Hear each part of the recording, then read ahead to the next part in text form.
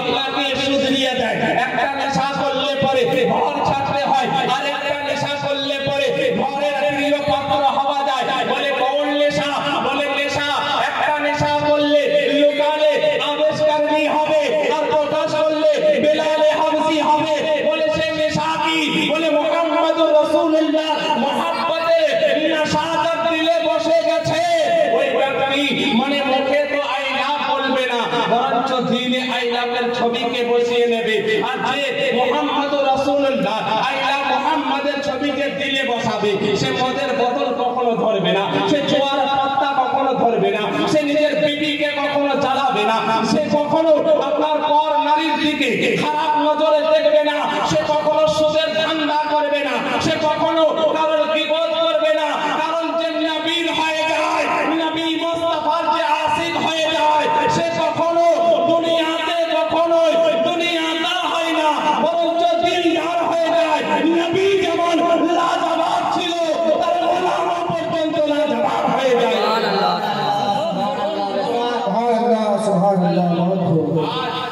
ছোট্ট একটা কথা বলে যায়, আজ দুনিয়াতে বড় একটা ফিতনার অভাব যাচ্ছে। আমি তার বদনামি করছি না, আর আমি এগেইনস্ট বা বিরুদ্ধ বলছি না, যেটা বাস্তব সেটা বলছি।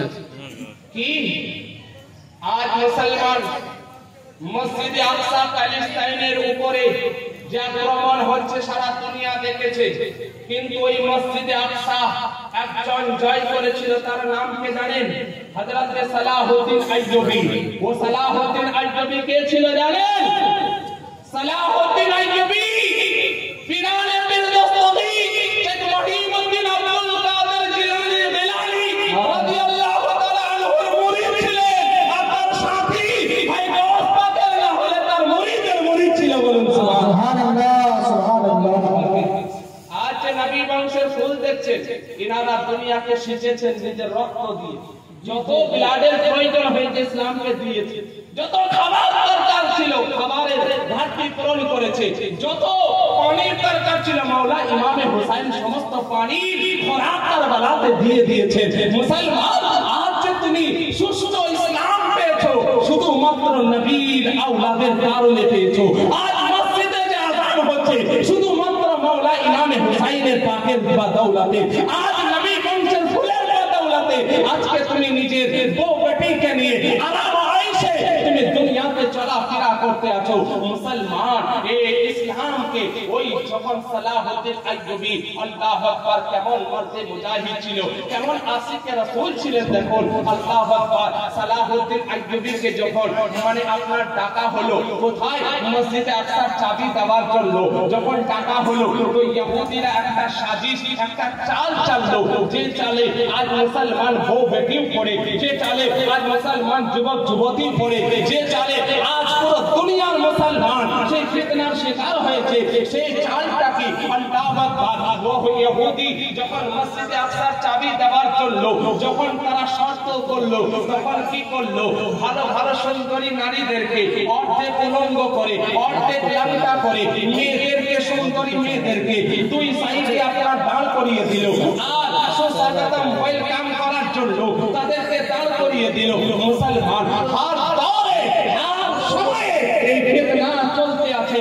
ইহুদির সাজিশ, যে মেয়েদেরকে সুন্দরী মেয়েদেরকে আপনার উলঙ্গ করে দাঁড় করিয়ে দাও, আর মুসলমানদের ঈমানকে কেড়ে নাও। মুসলমান নামাজ পড়ো, রোজা রাখো, হজ করো, যাকাত দাও, যা করবে করো, কোনো বিধা নাই, কিন্তু মুসলমান যেন ঈমানদার না হয়, মুসলমান যেন নবীর আশিক না হয়, মুসলমান যেন গাউসের গোলাম না হয়, মুসলমান যেন আলে রাসূলের কাছে না যায়। মুসলমানকে বিভ্রান্তি করো। আল্লাহু আকবার। আপনাকে বড় কথা বলতে যাচ্ছি। আল্লাহু আকবার। হযরত সালাহউদ্দিন আইয়ুবী যুবকরা যখন পৌঁছে গেল, তখন দেখছে উলঙ্গ ড্রেস পরে ওই সমস্ত নারীরা দাঁড়িয়ে আছে। হযরত সালাহউদ্দিন আইয়ুবীকে বলতে আছে হুজুর, এ তো ফিতনা দাঁড়িয়ে আছে, হুজুর ঈমান কাড়ার মেশিনকে দাঁড় করে রেখেছে, হুজুর কি করা যাবে? মানে ইহুদির চাল ছিল যুবকেরা উলঙ্গ মেয়েদেরকে দেখবে তো তাদের নিয়তে গুনাহ জাগবে, আর গুনাহ জাগার কারণে তারা ঈমান হারা বেঈমান হয়ে যাবে। হযরত সালাহউদ্দিন আইয়ুবী বলতে আছে, এই যুবকেরা মুহাব্বত কাকে করেছো? যুবকরা বলে, হুজুর মদিনা ওয়ালা কাকে করেছি? হযরত সালাহউদ্দিন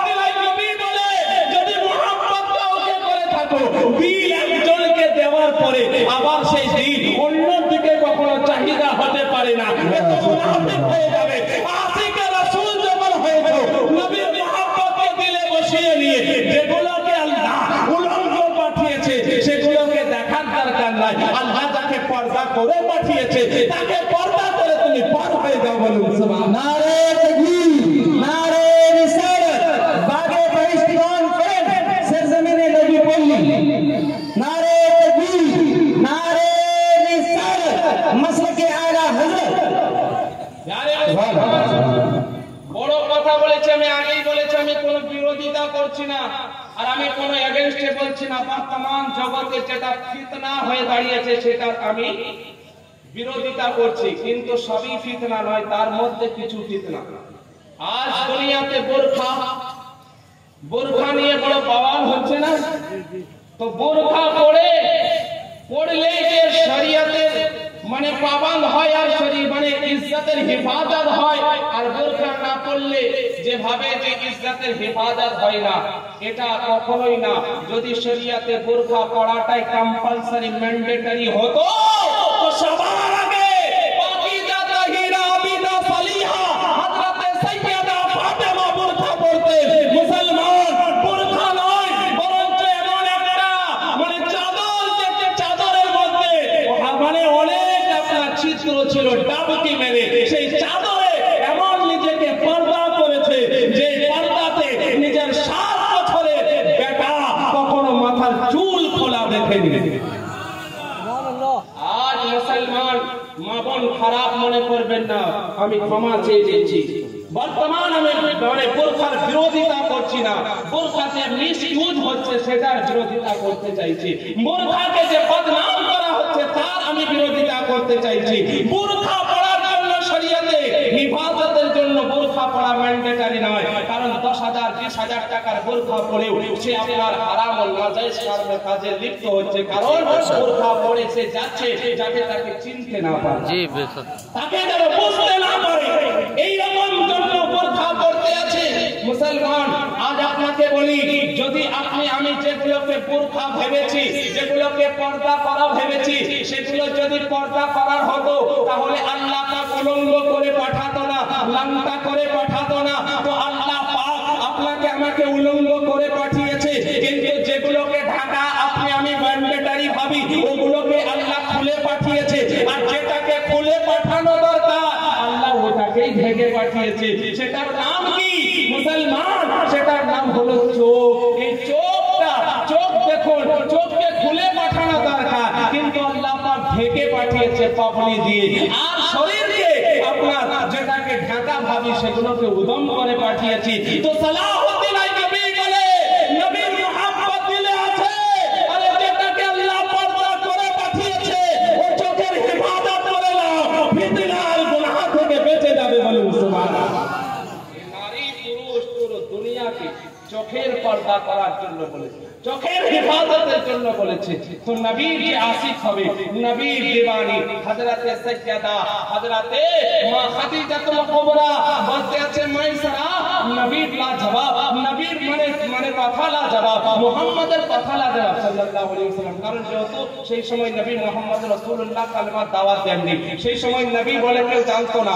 তিনি নিজেকে আল্লাহর হুকুমের অপেক্ষায় তিনি নিজেকে মানে আগে দুনিয়াবি ইনসানিয়াতের দাওয়াত দেওয়ার পরে ইসলামের দাওয়াত দিয়েছিলেন, যার কারণে সেই সময় মা খাদিজা বলছে যে মুহাম্মাদের মুহাব্বতে তো তিনি দুনিয়াকে লুটিয়ে দিয়েছে, সমস্ত সম্পদকে লুটিয়ে দিয়েছে। মুসলমান আজ আমি আপনাকে বলি, যে নবীর দাওয়া কালমা পেয়েছে, যে নবীর দাওয়া আজকে মানে নামে আজ নিজেকে ইজ্জতি হয়েছে, এই মা বোন, যে মা খাদিজাতুল কুবরা নিজের সমস্ত ধন দৌলত নবীর মুহাব্বতে লুটিয়ে দিয়েছে, এমন কোন মা, এমন কোন ভাই, এমন কোন বন্ধু আছে আজ সেই আল্লাহ পাকের ঘরকে তৈরি করার জন্য আর নবী মুস্তাফার নামের আযানকে জিন্দা রাখার জন্য এমন কোন মর্দে মুজাহিদ আছে যে মসজিদের জন্য 10,000 টাকাকে